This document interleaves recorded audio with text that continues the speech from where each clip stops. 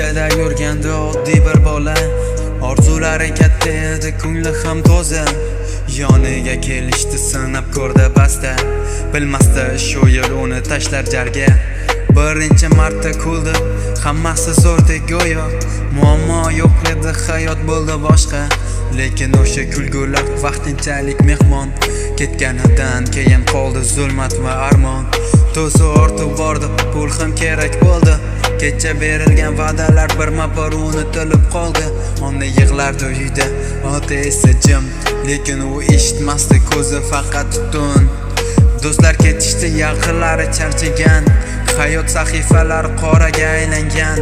Bir paytlar o'qigan bola endi ko'chada, kelajak sotilardi qora paketlarda. Tunlari uyqusiz, kunlari esa qorong'u, yuragi urardi go'yo oxirgi qo'ng'iroqdek. Har safar to'xtayman deb o'ziga so'z berdi, lekin yana qaytdi, yana shu yo'lga kirdi.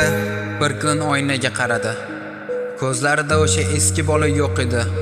Orzular parchalanib yotardi ichida, yillar esa ketgandi izsiz ortida. Onasin sochiga oq tushgan edi, kutishdan charchagan ko'zlar esa nam edi. O'g'lim qaytadi deb umid qilardi, lekin narkotik uni sekin yutardi. Bu faqat bir insonning hikoyasi emas, shunday taqdirlar juda ko'p, afsuski emas kam. Bir qadam noto'g'ri bo'lsa yetadi ba'zan, qolgan umr o'tadi pushaymon bilan. Hayot qimmat narsa, uni sotib bo'lmaydi. Yo'qolgan vaqtni ortga qaytarib bo'lmaydi. Bugun tanlov qilasan, qaysi yo'ldan yurishni, nur tomon borishni yoki o'zingni yoqishni. Bir doza, faqat bir doza deb boshlanadi hammasi, lekin oxiri ona ko'zidagi yosh, yarim qolgan orzular va kech bo'lgan pushaymon.